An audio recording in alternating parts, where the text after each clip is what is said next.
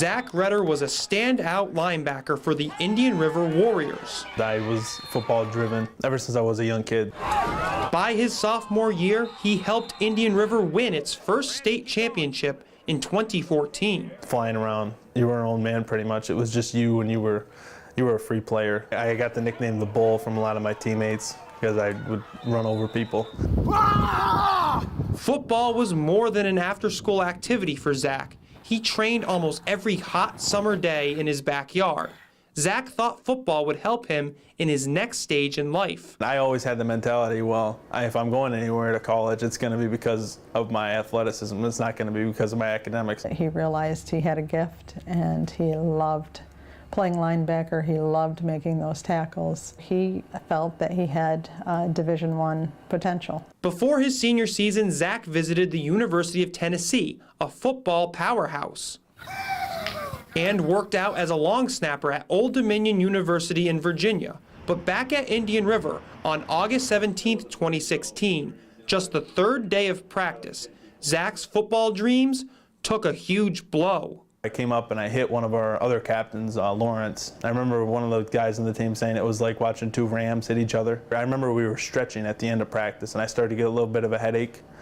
And I thought it was fine. I had headaches all the time playing football. Zach's mother, Rhonda, was at practice that day. I went over and watched my son, knowing it's his senior year, knowing this is the year that is going to be exciting and fun and great for him. And he seemed fine. But that night, while driving to meet his mother at his grandparents' house in Theresa, the Redders soon knew Zach wasn't fine. As I was getting off Dutch Settlement, I was on to 37, and I lost consciousness driving, and went in and barely hit a telephone pole in the ditch. Zach escaped, only with a sore wrist, but as you remember, Zach was coming from football practice, and according to this accident report, he was taken to the hospital for an injury from earlier that day.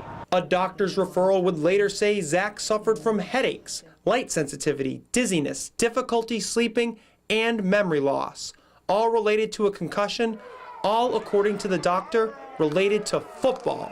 The family says the doctor told Zach that he suffered a traumatic brain injury, which made many of his memories of football a blur. I never thought in a million years we'd be dealing with a head injury. I immediately knew in my heart that he was done. It was hard to take, but I knew right away. All these years of playing, in the end, you look at all what happened, and it just turned out not to be worth it for me. You may break your arm, you may break your leg, but when you hurt your brain, it's something that might not be fixed for the rest of your life. Zach's decision to retire from football was tough at first, but he says it may have saved his life. He's still close to his former teammates, and Indian River honored him on senior night. Football is no longer in his future, but he says he wants to raise awareness about head trauma in the sport. Zach plans to study business at Jefferson Community College and wants his next sport to be one with less contact, golf. Chris Spiker, 7 News.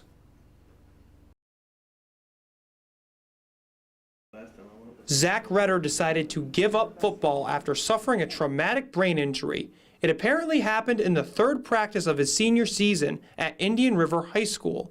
Nearly 5 months later, Zach says he still has some symptoms from the concussion that ended his career. Reading and comprehension is pretty hard for me. I have to really focus when I'm reading and take my time. If I drink a little water throughout the day, I get terrible headaches. I usually have to drink probably 5 or 6 glasses. Zach's mother says she was more worried about the players her linebacker son was chasing down and tackling. I was always concerned, way more concerned about the little guy he might be going against, and I didn't want him to hurt someone else. Zach and his mother aren't alone. National participation in high school football has declined since 2009. An assemblyman from the Bronx has even sponsored a bill to ban tackle football in New York State for kids 13 and under. Mike Stevens is the football coach and athletic director of Sandy Creek High School. He says the mentality of football has changed in the last few years and is different from when he played for the Comets in the 90s. You don't inflict hits to, cause injury and knock kids out and cause pain or, to dominate your will against them. Football has become a very technical skill-oriented game. Stevens says the National Federation of State High School Associations has mandated teams limit contact drills and practices to 90 minutes per day, 2 days a week. He also says those drills now focus on keeping players' heads up and not leading with the helmet. I think most coaches, day one of football, they have a conversation with their team that you no longer hit with your head or hit an opponent's head. So the tackling becomes now chest-oriented. Watertown High School coach Kyle Lalone says New York's Section 3 requires each team to have a concussion coach who goes through a formal training program about proper concussion protocol. And they come back and they train all the other coaches in the program as far as proper safety regulations and things like that. Lalone says once a player takes a hard hit to the head or shows any concussion symptoms, that player must sit out for the rest of the game.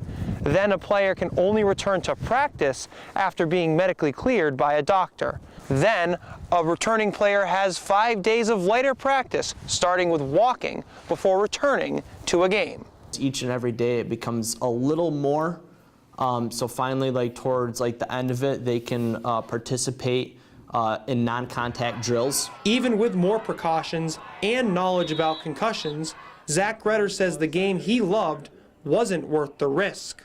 I've told Mom, I've spent my whole life training and playing and, devoting every ounce of my body that I had towards it. And now I look at it and I told her I really wish I wouldn't have played. Zach Redder has made his decision, and players like him across the country will have their own choices to make. Their answers will shape the future of America's most popular sport. Chris Spiker, 7 News.